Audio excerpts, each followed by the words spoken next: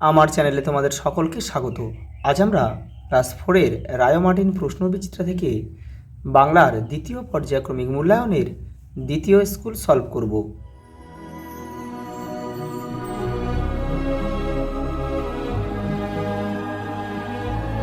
দেখো প্রথম প্রশ্ন বলছে, আমার চোখের দৃষ্টি দেখিয়ে বুঝতে চাই আমি কে। এটা হবে উবা। বন্যা এনে ভাঙব, বিভেদ করব একাকার। আমি সাগর পাড়ি দেওয়া থেকে কিন্তু নেওয়া হয়েছে এটা। ক্যাপ্টেন স্কটের মৃতদেহের সঙ্গে তার ডায়েরি পাওয়া যায়। হাড়ভাঙা পাতার গাছ শুষ্নি পাহাড়ের মাথায় পাওয়া যায়। ভাত হয়ে গেলে মাটির কড়াইতে মাছের ঝোল রাঁধে। পরের প্রশ্ন দেখো, বাম দিক ও ডান দিক দাগ টেনে মেলাও। দেখো, দাদামশাইয়ের বন্ধু ছিলেন কে? এখানে বাবন খাঁ। এই দাগ টেনে মেলাতে বলেছে, এই যে এটা বাবন খাঁ। উদ্বেগে তাকায়ও না বাইরে, এই যে। আম পাতা নড়ে চড়ে কাডল পাতা ঝরে, এটা হবে। একটি ধানের শিশির উপরে একটি শিশির বিন্দু, এই যে এটা হবে এই। আর যাত্রা শুরু হলো সেই নির্দিষ্ট দেশের দিকে।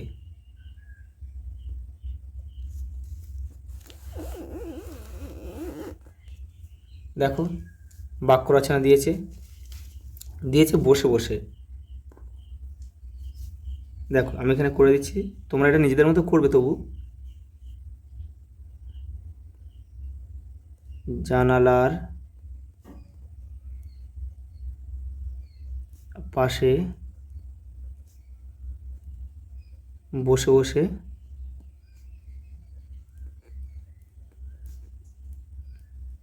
বৃষ্টি দেখতে আমার ভালো লাগে। তারপর আছে সওদাগর।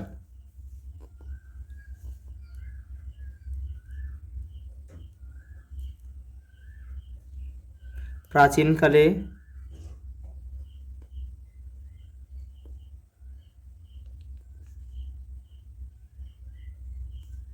সওদাগররা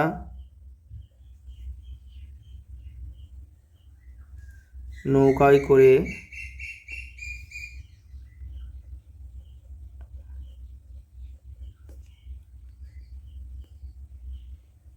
করে বাণিজ্যে যেতেন।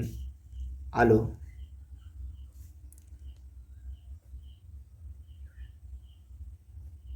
ভোরের আলো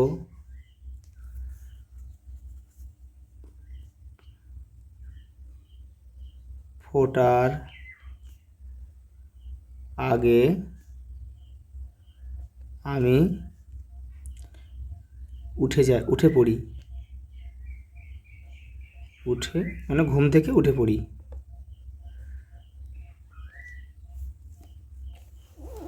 পরেরটা দেখো,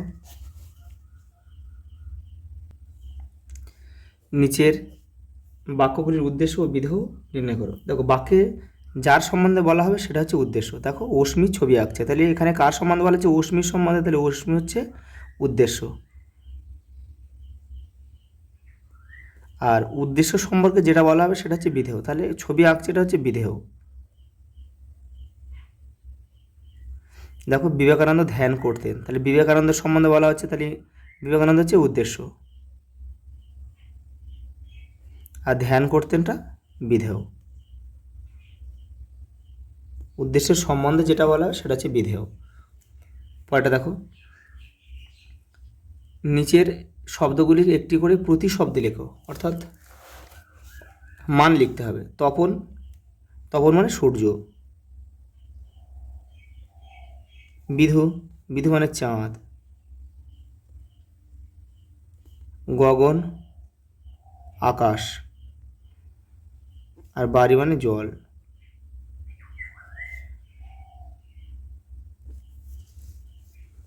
পরেরটা দেখো, সওদাগর একটি মাত্র বাক্যে উত্তর দাও। সওদাগর কোথায় পাড়ি দিতে চান? সাগর। পূর্ণ শশীকে বড়রা কি বলে ডাকতো? পুনি।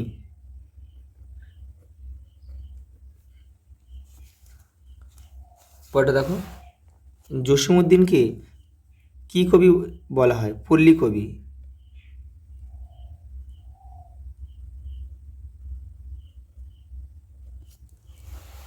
পল্লী কবি বলা হয়। দেখো পরেরটা, মাঝিরাও ত্রস্ত হয়ে ওঠে কখন এবং কেন মাঝিরা ত্রস্ত হয়ে ওঠে? দেখো তোমাদের বইয়ের 100, এটা হচ্ছে তো আমার মার বাপের বাড়ি থেকে কিন্তু নেওয়া হয়েছে, এটা দেখে নাও। এই দেখো তোমাদের বইয়ের 107 নম্বর পেজে রয়েছে। দেখো মাঝিরাও ত্রস্ত হয়ে ওঠে, দেখো কী কারণে? যে ধলেশ্বরী যে নদীটা রয়েছে সেই নদীতে যখন নৌকা পড়ে তখন কিন্তু মাঝিরা ভয় পেয়ে যায়। কারণ কি? দেখো ধলেশ্বরী খ্যাপা নদী, তালে বেতালে চলে, এলে পাতাড়ি ঢেউয়ের ধাক্কা, কখনো এদিক হতে এসে লাগে কখনো ওদিক হতে, চলার তাল ঠিক রাখতে জানে না ধলেশ্বরী, তাই হুঁশিয়ারি থাকে মাঝে মাল্লা মাঝি যাত্রী ভরা নৌকা নিয়ে। এখান থেকে তোমরা এটা লিখবে।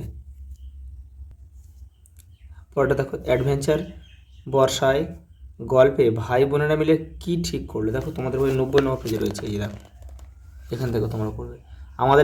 আমাদের দলটা এবার ছোট পিসিমার বাড়ি হয়ে সেজে পিসিমার বাড়ি যাবে, এটা ঠিক করলো। ওটা দেখো, শম্ভুর দাদু বন থেকে কি কি খুঁজে আনে? গাছপালা, ওষুধ,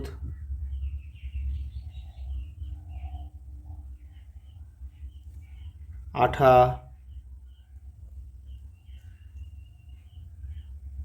মধু। ছেলেবেলা থেকে সামুদ্রিক অভিযানে স্কটের আগ্রহ ছিল কেন? দেখে নাও তোমাদের বইয়ের 70 নম্বর পেজে রয়েছে। এই দেখো এইখান থেকে লিখতে হবে। দেখো তার পূর্বপুরুষেরা অনেকেই সামুদ্রিক বিভাগে বড় বড় চাকরি করে গিয়েছেন, সমুদ্রের প্রতি একটা টান নিয়েই তিনি জন্মগ্রহণ করেন, সেই জন্য ছেলেবেলা থেকে তিনি জাহাজে কাজ শিখতে থাকেন এবং কিশোরকালেই জাহাজের কাজে লেগে সমুদ্র যাত্রা করেন।